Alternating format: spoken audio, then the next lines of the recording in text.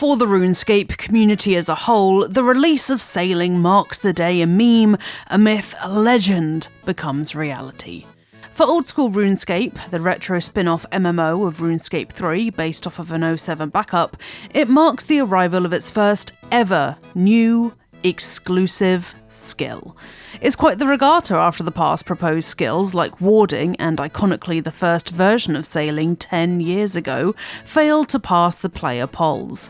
Now, however, the anchors are hoisted and the sails are set as Sailing voyages into OSR. The origin of the Sailing is the next skill joke is recorded in a YouTube video uploaded in July 2008 by Fangallo.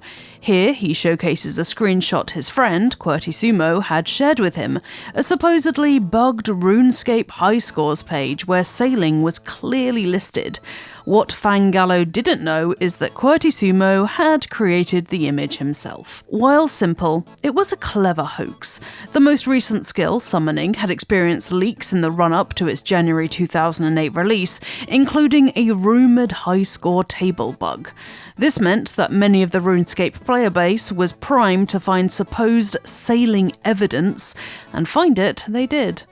I won't go through it all, but my top 3 favourite things are the new website banner apparently showing the Sailing skill cape, the inclusion of pirate implings, and the dig site barge that has been released in 2007. In a turn of events I personally find quite funny, this barge wouldn't sail until 2019 in RS3. All of this would be debunked by a mod post in the RuneScape forum shortly after the video's release, and again in September 2009 during a Q&A. Since then, Sailing has become a long-running fan favourite joke, especially whenever a new skill is around the corner. Rowboats in the city of Sailing confirmed. Kind of. Not really.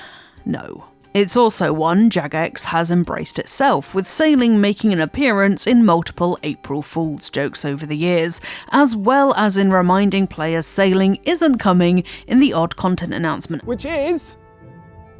No, it's not Sailing. Just thought I'd troll you a bit there. It's in fact called Divination. And so the arrival of Sailing for real goals, beyond the typical excitement of a new skill release, an already important occasion for fans. The RuneScape community is literally seeing their myth take corporeal form. It's a fact that the developers behind it are aware of. I think the reason that it survived as a myth and meme is because of how absurd it sounded, like Sailing in Old School. How do you even make it work? I think we as a team are now experienced enough, and we've earned enough trust with the community, that we can actually tackle something this ambitious. It's really awesome. James Hardy, senior game system engineer at Jagex, told Eurogamer. One of the development challenges Sailing faced, however, was actually getting the boats to sail. Movements in OSRS works on a grid system, with the map being made up of thousands of tiles which, when clicked on, will move your avatar to that location on the grid. Hardy explained that while the development team tried applying that to Sailing, in practice it didn't work. Boats don't feel great if they don't have inertia, velocity, acceleration and deceleration, Hardy added. After creating a prototype movement system that a group of player testers disliked, the team went back to the drawing board and created 8 different methods for how the boat would move. This was tough. Though the finalised Sailing movement system is still grid-based, it's a far smaller grid than the ones typically used in other areas of the game. This has allowed the development team to ensure players can still complete an interesting array of activities, while still keeping the old-school feeling OSR always strives to maintain. You can definitely feel the marriage between retro vibes and innovation when Sailing, as an element of the classic RuneScape point-and-click gameplay, is still present. First, however, you must ensure your avatar is at the helm, or else you're not going anywhere. With your hand on the tiller, a white arrow will appear around your boat, allowing you to easily dictate the direction you're sailing in.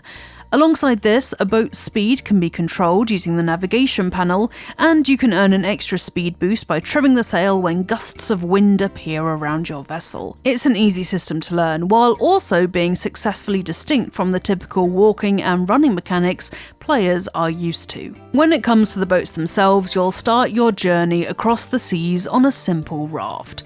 This can soon be upgraded to a skiff for safer and drier transport. It's not just the whole vessel you can upgrade though. No, a visit to the shipyard lets you upgrade specific aspects of your boat, such as the hull and sail. The shipyard also showcases how sailing is interwoven with the other skills. After all, no RuneScape skill is an island, and sailing charts its course through many. Wood cutting can be used to cut down new trees to upgrade your hull, for instance, while smithing helps you gather resources for metal-based upgrades. Crafting, meanwhile, offers new fabric for stronger sails. The skill which ties this all together, however, is construction. You could have all of the best materials in the world, but if your construction skill is too low, your vessel will only have the most basic equipment. Having a familiarity with the construction skill will also help you build the boat, as it uses a similar ghost hotspot system to the player-owned house. White outlines showcasing where new equipment can be built. Once you've built your ideal boat, you need to defend it. The waves hide all sorts of dangerous creatures after all. The good news is that the traditional combat does work at sea, but it will be less effective. Why use a mithril sword when you have a cannon? A regular cannon. I don't think a dwarf multi-cannon will fit. Cannons can be assigned to one side of your boat. The bigger your boat, the more cannons you can have. Eventually, you'll even be able to hire a crew to man the cannons while you steer.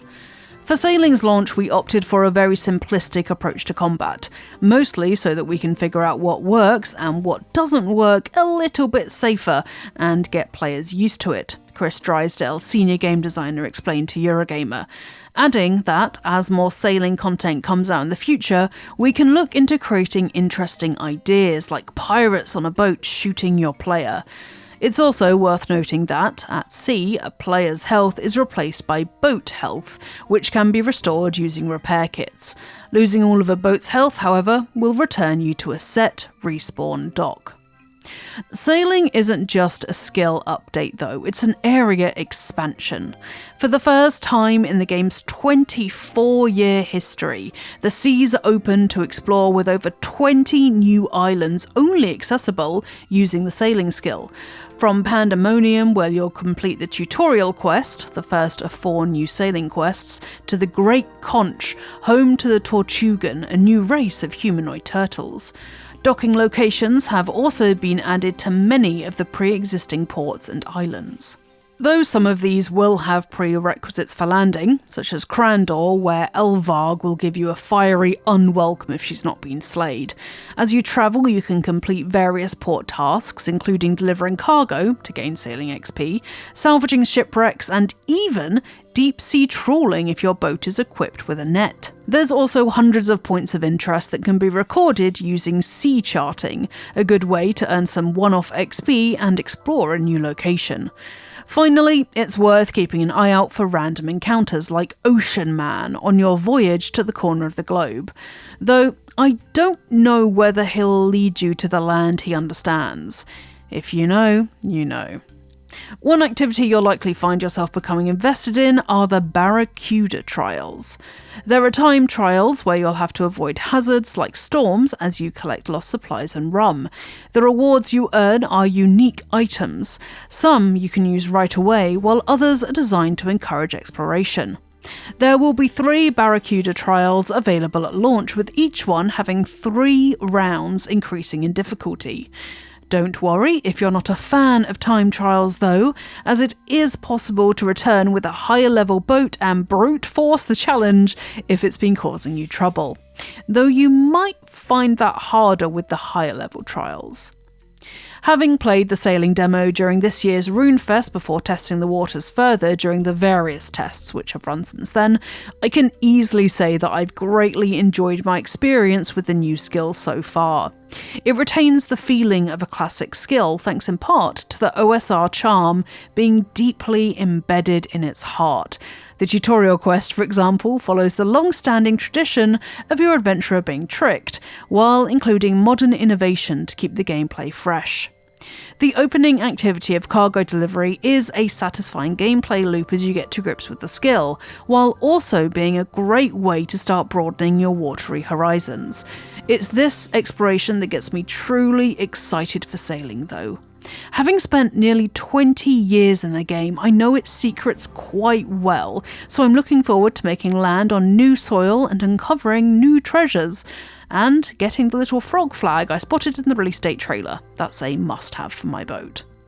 With sailing finally unmoored in OSR, Drysdale believes the development team has laid a solid foundation for the future as, in his words, it's very important that the skill itself is the thing that's in the spotlight and the reason why people are logging on.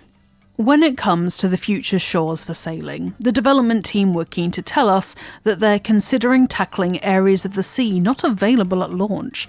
With Drysdale explaining, the sea is in all of these colours, referring to the map, because these represent different hazards. So it's been very easy for us to lock them off and say you don't have the counter to get past the sun-baked seas by the desert, for example, as the counter doesn't exist in the game, but will in the future. Ultimately, however, the old school team's focus will continue to be listening to what the players want, so the post-launch period will involve examining player feedback. Hardy added, "We have a roadmap for the next year with a lot of sailing things in it, but they're intentionally left fairly vague so that we can do what we do best and respond to the community." It's clear that, just like how the RuneScape community brought the sailing mythos to life, they will now help chart its further development. Let's hope exciting waters are ahead. And I wonder what RuneScape myth we'll see next. Maybe a horse? And there you go, that is Eurogamer's impressions of the new sailing skill in RuneScape.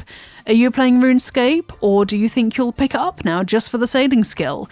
Let me know in the comments below. If you like this video, please press like and subscribe to Eurogamer for more videos about video games almost every single day. Now, I'm going to go and relive my phobia of sailing due to some very unsuccessful sailing lessons I had as a child, so I'll see you folks next time.